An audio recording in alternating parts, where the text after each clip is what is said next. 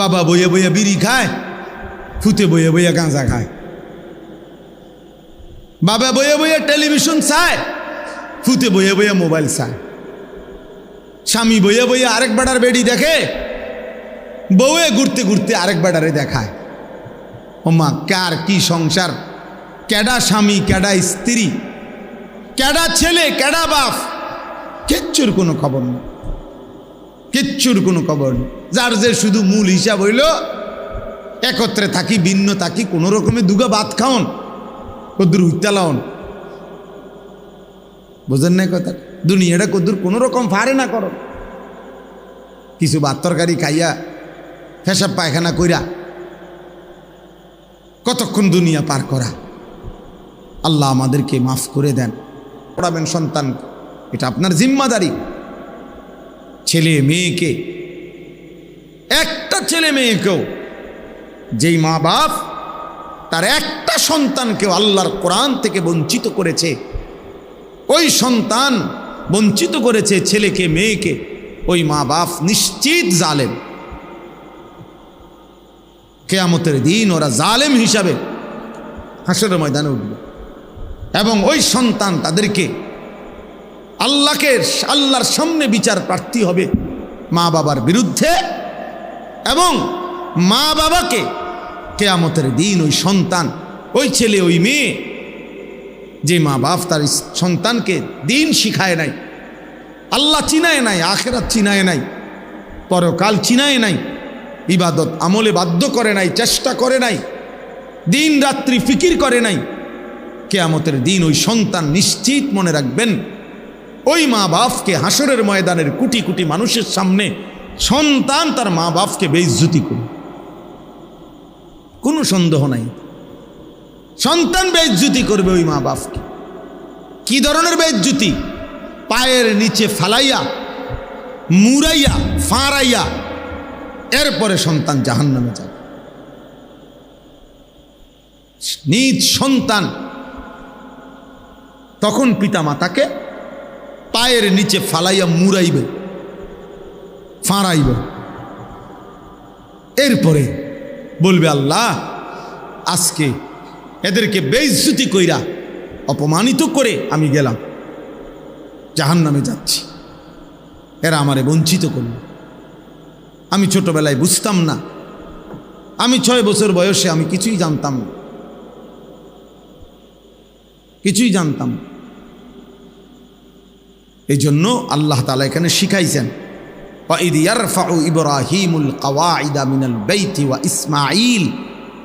আল্লাহ বলেন ইব্রাহিম আমার ঘর পুনর্নির্মাণ করলো, এবং ইসমাইল অর্থাৎ ইব্রাহিম তার সাথে ছেলেকেও নিলেন, নিয়া বাপ ফুতে এবার এক মনে, এক ধ্যানে, এক ফিকিরে আল্লাহর ঘর নির্মাণ করছে, কাবা নির্মাণ করে এবার আল্লাহর কাছে ইব্রাহিম আলাইহিস সালাম ছেলেকে সাথে নিয়া, আহা কেমন সুন্দর বিষয় যে, মনে করেন একজন বাবা, ওনার বয়স তো 85 বছর, আর ছেলেটার বয়স 13-14 বছর, তো বাপ ফুত দুইজনেই আল্লাহর কাছে হাত উঠেছে, মুনাজাত ধরছে, একটা বড় হাত, একটা ছোট্ট হাত, পিচ্ছি হাত, একটা ছোট্ট মানুষের হাত, আরেকটা বড় মানুষের হাত, তো 2 হাত একসাথে আল্লাহর কাছে এবার উঠাইছে। উঠাইয়া ইব্রাহিম আলাইহিস সালাম কতগুলো দোয়া করছে আল্লাহর কাছে, এইটাই শেষ, এই দোয়াটি বলতে চাই শুনে। আল্লাহর ঘর বানিয়ে নিজের এবং নিজের সন্তানের জন্য, পরিবারের জন্য ইব্রাহিম আলাইহিস সালাম আল্লাহর ঘর বানাইয়া দোয়া করছে। এই দোয়ার মধ্যে কি বলছে দেখেন। আর আমরা পরিবারের জন্য, সন্তানের জন্য আমরা কি ভাবি, আর উনি কি ভাবছে, কি বলছে, কি বলা উচিত, শুধু এটা শোনে, তাইলেই শেষ।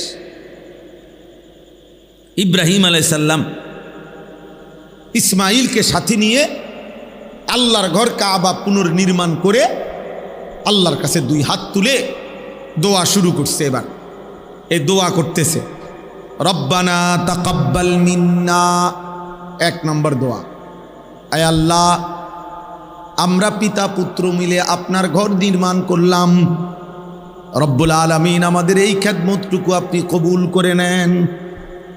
এই এক নম্বর।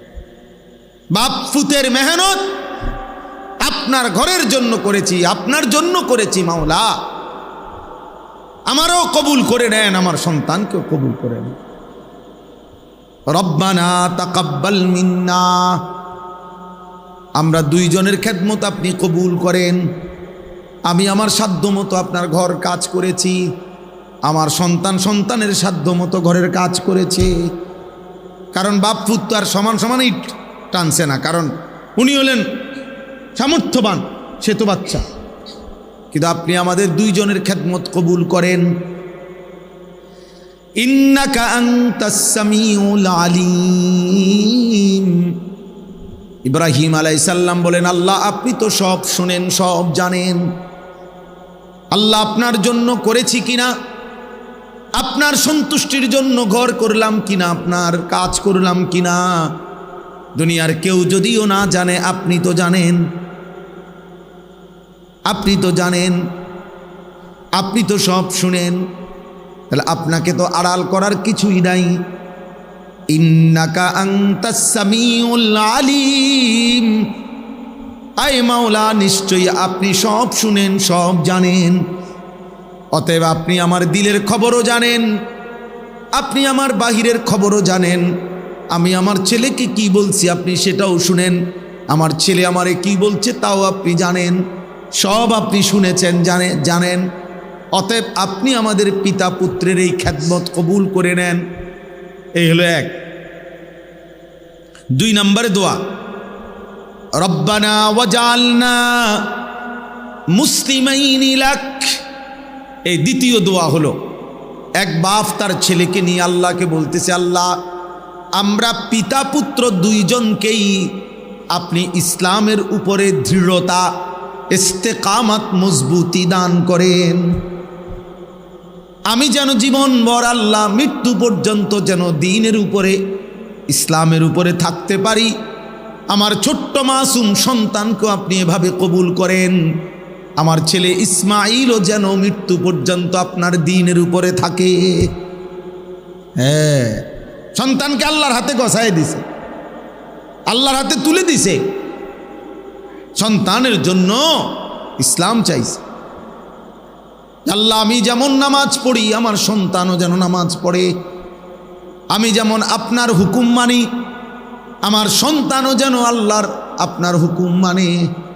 এমন সুন্দর হায়াত কেন নষ্ট করে দিবা বাবা? কেমনে নষ্ট করে দিবা ভাইয়া? আজকে বিশ্বাস করে না, আজকেও আমি ক্যান্টনমেন্টে যুবক, শুনো ভাইয়া, আমার জিন্দিগি ছেলেদেরকে নিয়ে, আমার রাত ছেলেদেরকে নিয়ে, আমার দিন ছেলেদেরকে, এই কিশোর যুবক ছেলে মেয়ে ভালো হবে, সুন্দর হবে, এটা আমার একটা ফিকির আর কি। আজকেও আমি ক্যান্টনমেন্টে, আমি হজ্জে সফরে যাব, আমার বুধবারে ফ্লাইট, তো আমি কেনাকাটার জন্য গেছি। একটা প্রাইভেট কোম্পানিতে চাকরি করে একটা যুবক ছেলে, সে দৌড়াই আমার দেখে আসছে, আইসাই জড়ায় ধরে কাঁদতেছে। তাই বললাম কি হয়েছে বাপ কও?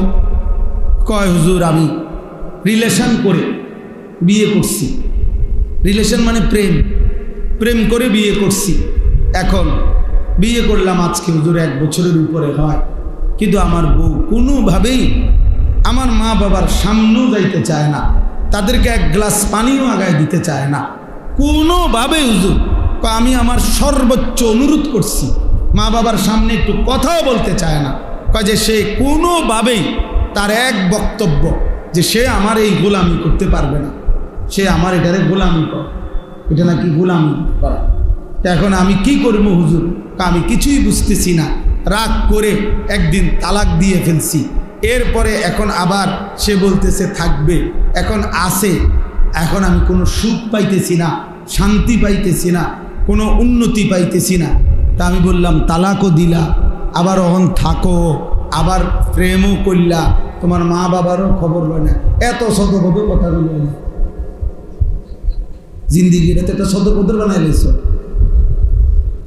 হ্যাঁ, যে মেয়েকে তালাক দিয়েছ, এবার তার প্রতি যদি তোমার 1000 ভালোবাসাও হয়, যে মেয়েকে তুমি তালাক দিছ এবার যদি সে রাবেয়া বসরির মতো আচরণও করে, তারপরেও তো সে তোমার জন্য হারাম।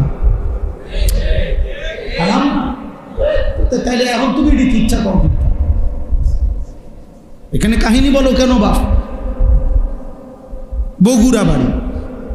তাইলে আমি তখন তাকে বললাম যে ভাইয়া, নাম বলে দিছি যে তুমি অমুকখানে যাইবা, একজন মুফতি সাহেবের কাছ থেকে লিখিত ফতুয়া নিবা এবং খুব দ্রুত গতিতে বিচ্ছিন্ন হবে, নাইলে জীবনটা তোমার আরো ধুকে ধুকে একদিন পথের কাঙ্গাল হইয়া একদিন ভিক্ষার থালা হাতে নিয়ে আনবে। কারণ এত বড় হারাম করো না। এই জন্য ভাইয়া, তোমরা যদি আমার কাছে কেউ শুনতা, আমার জীবনে সব সময় আমার পকেটে ছেলেরা কাগজ দেয়, অনেক সময় অনেকখানে কত কিছু লেখে, আমার খাদেম যারা ওরা কত কিছু বলে, কি পরিমাণ এই হারাম সম্পর্কের কারণে। প্রিয় ভাই, প্রথম তো মনে হয় ওই মেয়ে তোমারে ভালোবাসে, ওই মেয়ে তোমার সাথে প্রেম করে, সুন্দর সুন্দর কথা বলে, বিবাহের আগে তারও কোনো কিছু তোমার কাছে ভুল মনে হয় না, সেও তোমার কোনো কিছু ভুল মনে করে না। কিন্তু যেদিন থেকে বিবাহ হয়, সম্পর্ক ভালোবাসার পরে বিবাহ হয়, সেদিন থেকে দুনিয়াটা জাহান্নামের টুকরা হয়ে আছে। এজন্য দোস্ত আমার, কমপক্ষে আখেরাত তো আছেই, নিজের এই দুনিয়ার জীবনটা নষ্ট করো না, জাহান্নামের টুকরা হয়ে যাবে এটা, জাহান্নামের টুকরা। কোন নারীর পিছনে, ছবির পিছনে, কোন জিনা ব্যভিচারের পিছনে, মোবাইলের এই অস্থির ছবির পিছনে আমার প্রিয় সন্তান জিন্দেগি নষ্ট করো না। এমন হায়াত শেষ করে দিও না, এমন সুন্দর রাত আর পাবা না, এমন সুন্দর দিন আর পাইবা না, আর পাইবা না। কিশোর যৌবন এমন একটা সময়, আমার কাছে কিতাব আছে, ওই ইউসুফ ভাই এই কিতাব দিছে, গত কিছুদিন আগেও দিছে, ওইখানে লিশাবাবে ফাকাত, যুবকদের জন্য একটা আরবি কিতাব। তো এখানে লিখছে উনি যে, হে যুবক, মনে রেখো, আল্লাহ বলে দিছে যে যুবক হলো বাইনা দুফাইনে, আশ-শাবাবু বাইনা দুফাইন। একজন যুবক, একজন কিশোর, সে হলো দুই দুর্বলতার মাঝখানে। অর্থাৎ আল্লাহুল্লাযী খালাকাকুম মিন দুফিন, আল্লাহ বলেন আমি মানুষকে সৃষ্টি করেছি দুর্বল অবস্থায়। যখন সে শিশু তখন সে দুর্বল। সুম্মা জাআলা মিন বা'দে দুফিন কুওয়াতান, অতঃপর আমি আল্লাহ সেই দুর্বলতার পরে তাকে দিয়েছি শক্তি। কুওয়াতান মানে শক্তি, কুওয়াত মানে কি? শক্তি মানে যৌবন। সুম্মা জাআলা মিন বা'দে কুওয়াতিন দুফান ওয়া শাইবা, পুনরায় আবার সেই শক্তির পরে আবার দিয়ে ফিরাইয়া দিছি দুর্বলতা এবং বৃদ্ধকালীন অবস্থা। তাইলে বৃদ্ধকালটাও দুর্বল, শিশুকালটাও দুর্বল, তাহলে শক্তি কেবল যৌবন। এজন্য তিনি বলছে, হে যুবক, তোমার ওই দিকেও পার করে আসছো যেটা, সেটাও দুর্বল। তুমি সামনে যেটার মুখোমুখি হইতেছ, হয় মৃত্যু আর নাই তো বৃদ্ধ, সেটাও দুর্বল। শক্তি কেবল এখন, কাজ করলে এখনই করো, জীবন গড়লে এখনই গড়ো, নিজেকে সাজাইলে এখনই সাজাও, ভালো কিছু করলে এখনই করো, পরে আফসুস করো। একটা যুবক হলেও আমার কথা মনে রাখো, নিজেকে বদলাও, চেঞ্জ করো। এই চুল বদলাও ভাইয়া, এই মুসলমানের চুল না। হাসো না ভাই, হাসো না, হাসা উড়ায় দিও না। তোমার ভিতরে যদি রক্ত থাকে, তোমার ভিতরে যদি কালেমা থাকে, তুমি যদি কোনো মুসলমান মার দুধ খায়া থাকো, তাহলে ইহুদি ইসরায়েলের ওই কুত্তারা প্রতিদিন তোমার মাকে হত্যা করে, বোনকে হত্যা করে, তোমার এতিম ভাইকে হত্যা করে, এতিম কুলের বাচ্চাকে যারা বোমা মেরে উড়ায় দেয়, ওই কুত্তারা, ওই বেঈমানদের ডিজাইন হলো এই চুলগুলো। আল্লাহর কসম, খোদার কসম, এগুলো সব ইসরায়েলি মডেল, সরাসরি বেঈমানের মডেল, অন্য কোনো দেশেরও না, সরাসরি ইসরায়েলি। কেন? এটা দাজ্জালের মডেল। আল্লাহ নবী বলছে, এখানে মুসলিম শরীফের হাদিস, নবীজি বলছে দাজ্জালের পরিচয় শাবুন, যুবক, কাতাতুন, চুল হবে এলোমেলো। হাদিস, ইন্নাহু শাবুন কাতাতুন আওয়ারুল আইন। নবীজি বলছে দাজ্জাল হবে যুবক, দাজ্জাল হবে এলোমেলো চুলওয়ালা, দাজ্জাল হবে বাম চোখ তেরা। তাইলে আল্লাহ রসুল বলছে দাজ্জালের চুলের ব্যাপারে নালে নবী আলাদা বললেন জেনে ফেসটা। আর একেবারে ইহুদিদের সমস্ত কিতাবে আছে, ইহুদি যারা এই ইসরায়েলের, এদের ধর্মীয় বিশ্বাস হলো দাজ্জাল খোদা। তারা, আমরা বলি দাজ্জাল, তারা উনাকেই বলে মসিহে মাউউদ, প্রতিশ্রিত যিনি আসবেন সেই মসিহ, ওরা দাজ্জালকে বলে। ওরা মনে করে উনি খোদা। এই জন্য মসজিদে আকসার এখানে উনি আসবে, মানে এই দাজ্জাল, সে এখানে বসবে, এখান থেকে ইহুদিদেরকে সাথে নিয়ে সারা পৃথিবীতে মুসলমানদেরকে হত্যা করে ইহুদি রাজত্ব কায়েম করবে। বিশ্বাস করো প্রিয় ভাই, এটা তাদের ঈমান, এটা তাদের বিশ্বাস, এটা তাদের আকীদা। এই জন্য তারা মসজিদে আকসার সীমানা ছাড়তে দেয় না। এই জন্য তারা এই জায়গাটা এভাবে মাটি কামড়াইয়া, আজকে কয়দিন যুদ্ধ চলে জানো? ৭৭ বছর। এই ছেলে শুনছো? ৭৭ বছর। 1948 সালে প্রথম এই ইসরায়েলের এই বেঈমানদের সাথে ফিলিস্তিনের মুসলমানের যুদ্ধ শুরু হয়েছে, 48 ইংরেজিতে। আজকে 2025, ৭৭ বছর গুণা।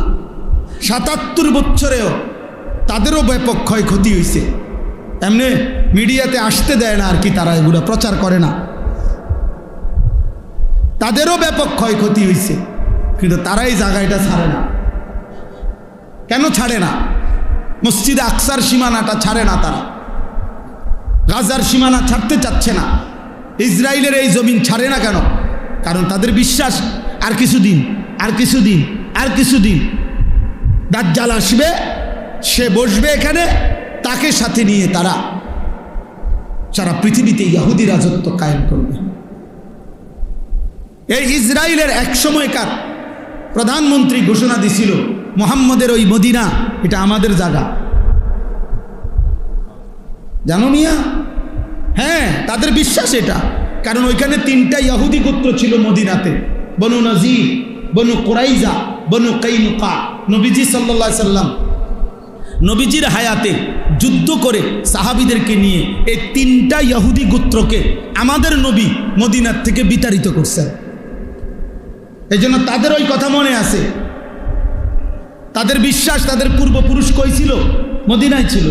এটা তাদের জায়গা, খায়বার তাদের এলাকা, তাদের দাবি। এই জন্য তারা গোটা আরব বিশ্ব বিজয়ের স্বপ্ন দেখে। তাহলে এই যুদ্ধ দোস্ত ফিলিস্তিন আর ইসরায়েলের যুদ্ধ না, এটা ঈমান এবং কুফরের যুদ্ধ। সারা পৃথিবীর মুমিন একদিকে, সারা পৃথিবীর বেঈমানের।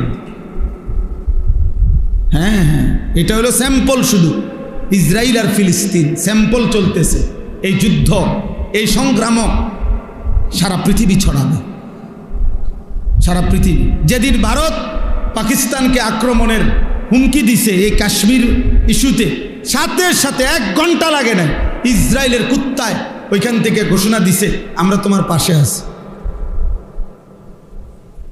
হ্যাঁ হ্যাঁ, 1 ঘন্টার ভিতরে ঘোষণা দিছে। যখন পাকিস্তান আপনার বিজয় হয়েছে, ভারতকে সোজা করে ফেলছে, ঘাড় নামায় দিছে, তখন ওই বুড়া শয়তান আমেরিকার এই বুড়া গিয়া এখন আরব বিশ্বে টোটো টোটো করে ঘুরতেছে। সব বোঝো না? অগরে একটা ফিনিশিং দিছে আর কি, একটা ল্যাপসেট দিয়ে আসছে। সারা বিশ্ব রাজনীতির হিসাব একটাই,